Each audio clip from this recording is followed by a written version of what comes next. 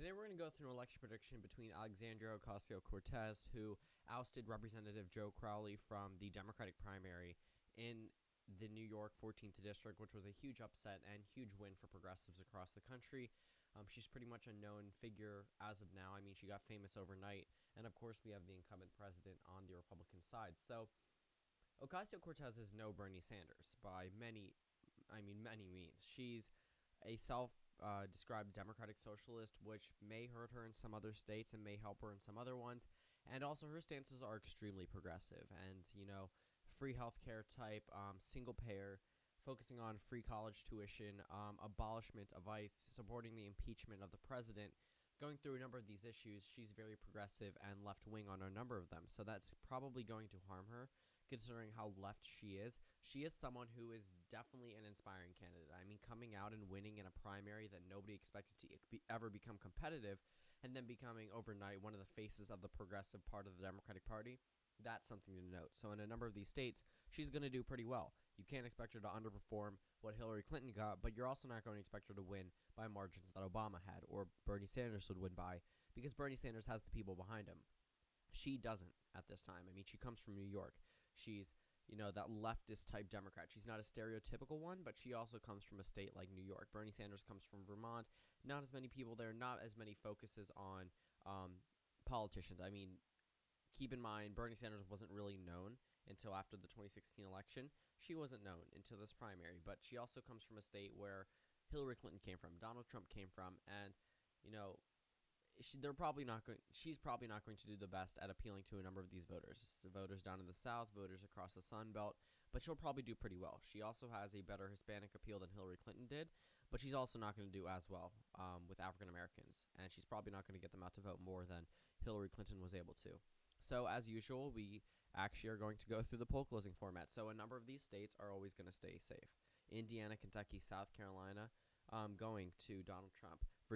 Vermont is going to Ocasio-Cortez. I also see Virginia as going to her as well. I see her having a narrow victory here, but in Georgia, I see Donald Trump carrying that state pretty handily, considering that African-American turnout won't be as high as it was back in 2016 because of the Obama effect. It's probably going to dissipate a little bit more. And 16 electoral votes for Ocasio-Cortez, 44 for Trump. 7:30 rolls around. West Virginia goes to Donald Trump. North Carolina as well goes to Donald Trump, but Ohio I see as a pure toss-up state as of right now.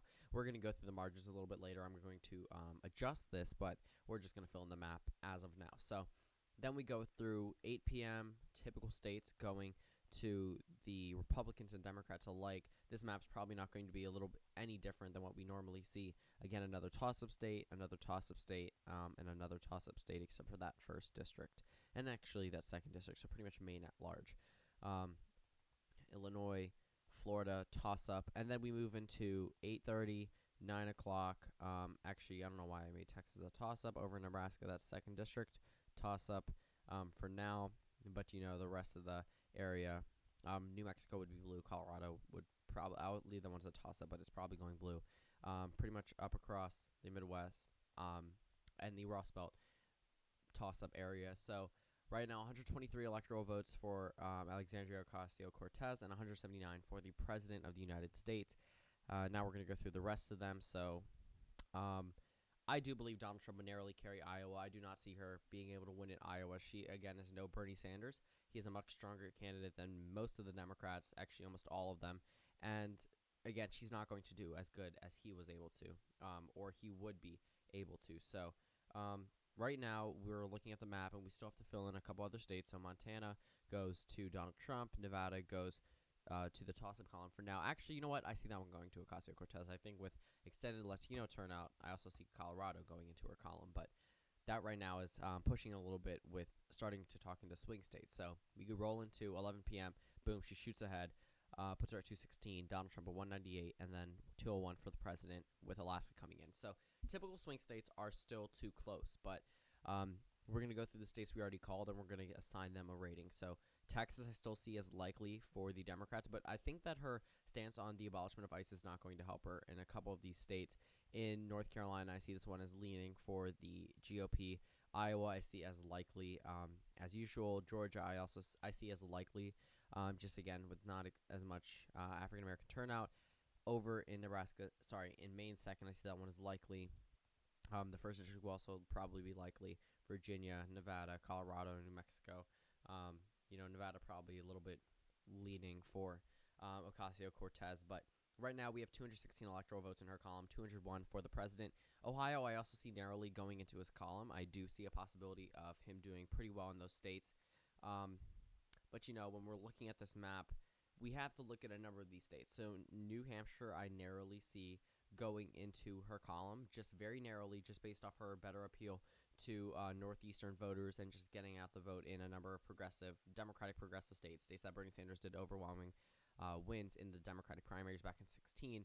So that puts her at 220 electoral votes and the president at 219. So when we're looking at this map, not much is going to change when we're going to talk about how the map it's not going to drastically change, okay? A number of these states are probably going to stay the same. This is probably going to be more in the favor of the president because he, again, has more name recognition. She's not as well known. And also, he'll probably point to the fact that she is a self-proclaimed socialist, which is something that he's probably going to try to use against her. It may work in some states, it may not work in others, but when we're looking at a district like Nebraska second, I still see that one as going in the Trump column. Now we're at a tie.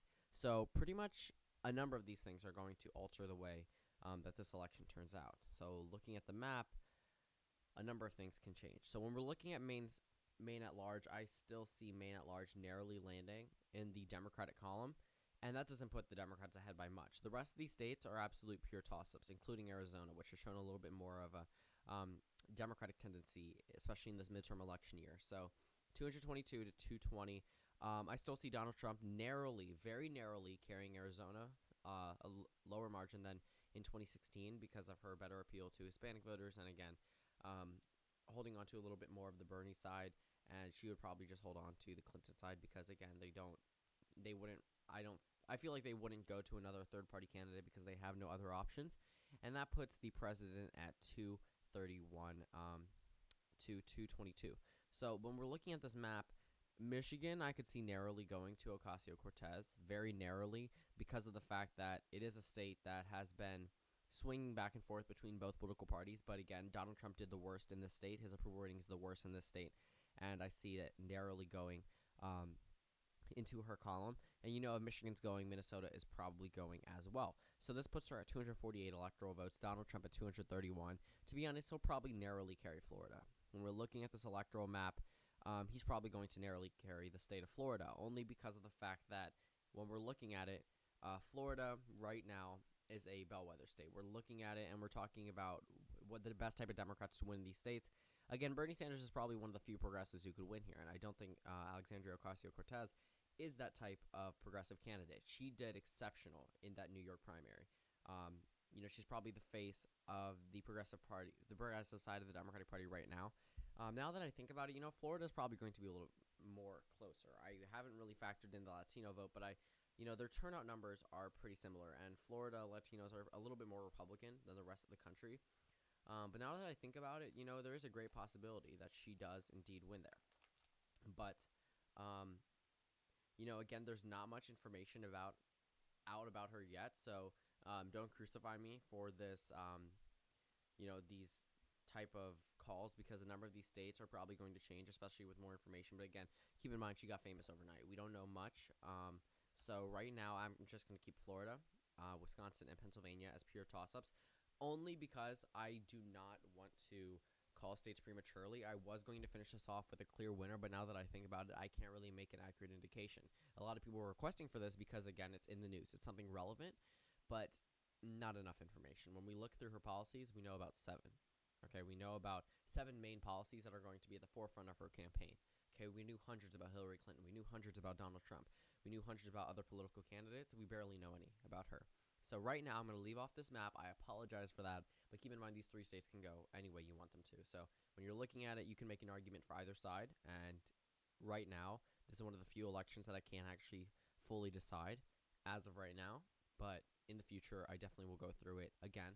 That'll actually probably be one of the videos that I'll do while I'm away at camp. But also, if you didn't hear, I'm going away for Boy Scout camp for a week. I'll have 7 pre-recorded videos, because I can't upload there, obviously. So I won't be updated with all the news. I'll get that when I get back because I'll probably be disconnected from the real world for just a week or so. Possibly not if they have like a computer there or something for me to check. But I'll be focused on merit badges and things like that. So again, I apologize for finishing off this video like this, but some things I can't fully make an accurate prediction about yet. And also, it's 9:51 p.m. and I don't want to drag you guys on any longer than I need to. So thank you guys for watching this video. Comment down suggestions below, and I will see you all tomorrow.